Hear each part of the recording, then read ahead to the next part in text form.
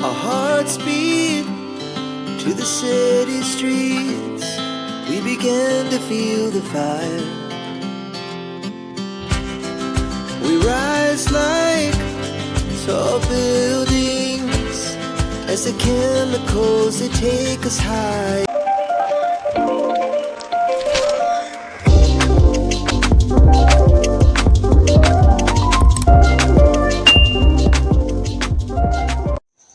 Good morning everyone. I am Ankita preparing for SSC CGL 2027. आज के दिन की शुरुआत 8 बजे से हुई और आज है मेरे चैलेंज का डे 7 और आज है 31 अगस्त संडे का दिन। तो मैंने सोचा क्यों ना आज के दिन को रिवीजन डे बनाया जाए, क्योंकि सिर्फ पढ़ना ज़रूरी नहीं है, रिवीजन भी इक्वली इम्पॉर्टेंट है। I think it is more important. So vocab में आज हम लोग रिवाइज़ करेंगे जितना भी हमने वोकैब्स पढ़े हैं उसको।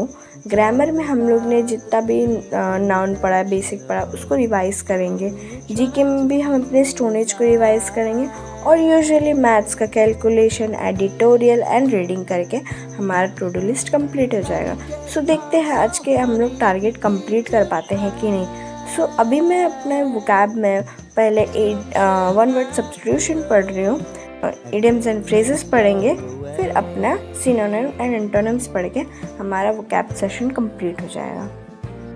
आप भी ट्राई करो कि न्यू चीज़ें स्टार्ट करने के टेम्पटेशन अवॉइड करना, वरना पूरा फ्लो बिगड़ जाते हैं, क्योंकि रिवीजन भी ज़रूरी है। आप चाहो तो एक पूरे दिन को रिवीजन डे बना लो या तो डेली एक एक सब्जेक्ट को रिवाइज करो।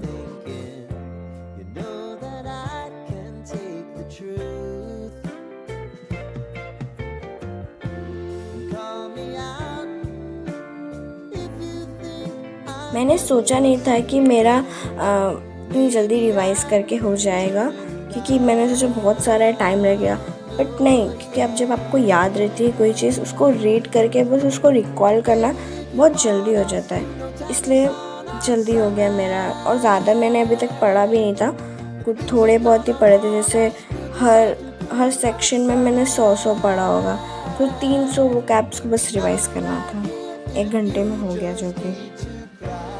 फिर आज नाश्ते में रावे का मेदू वड़ा बन रहा था, बहुत टेस्टी बना था।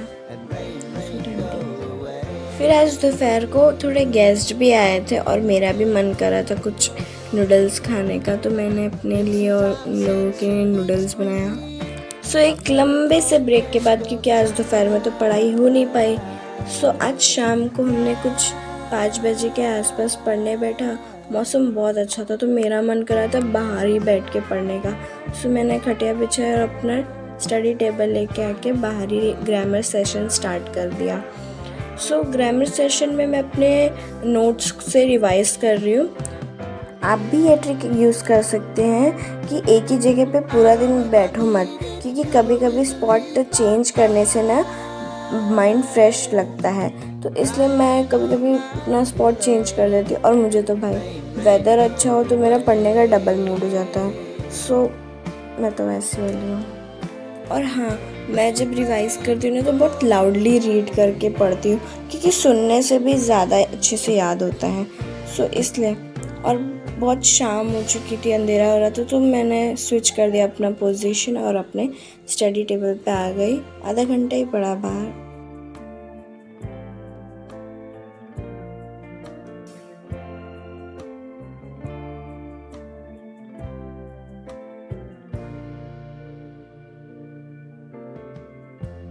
Lighten up, take me on your magic river.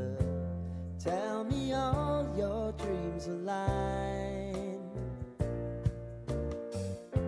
Sign me up and tell me about the people that you know who are trying to feel alive.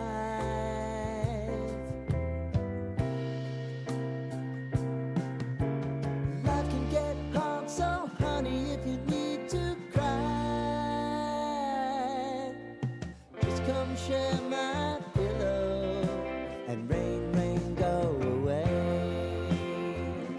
सो हमारा अराउंड 1.5 घंटे में ग्रामर सेशन कंप्लीट होता है। तो अब हम अपने नेक्स्ट चैप्टर को पूरे कंसेप्ट के साथ और पूरे फोकस के साथ उठा सकते हैं।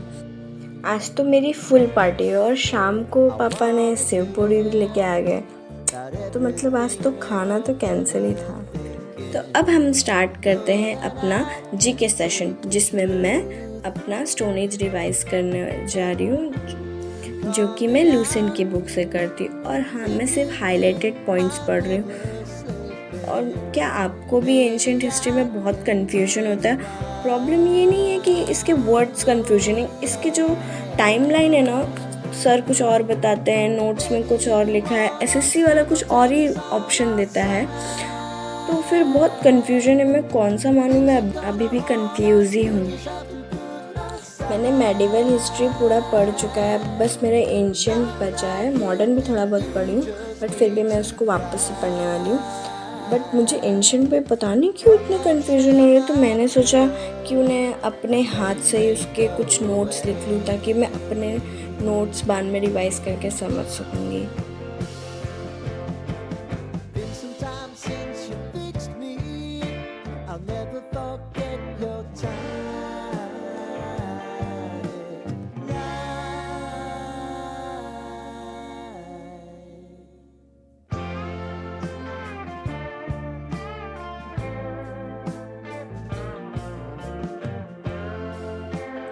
आप लोगों को लग रहा होगा कि ये एक ही टॉपिक को कितने दिन से पढ़ रही है। मैं तब तक एक टॉपिक को पढ़ती हूँ जब तक मेरे पूरे अंदर से कॉन्फिडेंस नहीं आता कि हाँ, अब मैं इसके बारे में कोई मुझसे पूछे तो मैं उसको बता सकूँ। मैं ऐसी हूँ, मैं अपने 10th 12th में भी ऐसी थी। पूरा मैंने बोर्ड में, मतलब मैं मैथ्स बैकग्राउंड से थी, फिज़िक्स केमिस्ट्री को ऐसे पढ़ती थी कि मतलब कि कोई मुझसे एक छोटी सी भी पॉइंट पूछ ले तो मैं बता सकूँ। सो अराउंड 1 आवर में हमारा जीके सेशन भी कंप्लीट होता है, और साथ ही साथ मैंने नोट्स भी बना लिए। आधा तो मेरा बोझ इधर ही उतर गया, समझ लो। फिर हम अपने कैलकुलेशन सेशन पे आ गए। पहले मैं खुद से टेबल्स, स्क्वायर्स, क्यूब लिख के रिवाइज़ करती हूँ, और साथ ही साथ मैं परसेंटेज टू फ्रैक्शन वैल्यू को भी लिख के रिवाइज़ करती हूँ। फिर बाद में वायरल मैथ्स का सेशन लगाती हूँ। Take me on your magic river. Tell me all your dreams align. Sign me up and tell me about the people that you know who are trying to feel alive.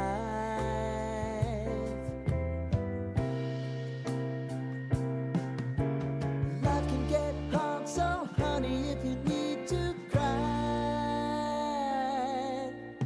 just come share my pillow and rain, rain, go away.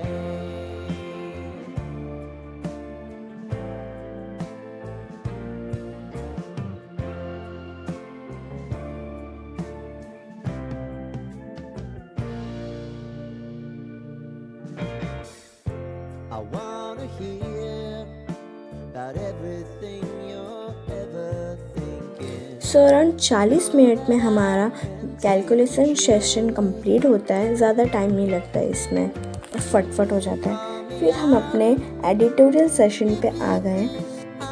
Editorial में prefer करती हूँ पहले खुद से read करके समझना, फिर बाद में सर का समझती हूँ।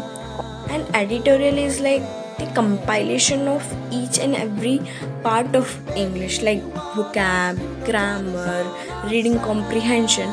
So आपको दिन में एक एडिटोरियल तो करना ही चाहिए, इससे आपके 3 इंग्लिश के पार्ट्स क्लियर हो जाते हैं। सो अराउंड 1 आवर में हमारा एडिटोरियल सेशन कंप्लीट होता है। अब आते हैं हम लोग अपने फाइनल सेशन पे, जो कि है मेरा रीडिंग सेशन। ये मेरा फेवरेट सेशन है, लेकिन जब स्टोरी हो तब। अभी तो एडिटोरियल में पढ़ रही हूँ, इसके बाद मैं क्विज सॉल्व करूँगी और देखते हैं कितना आता है।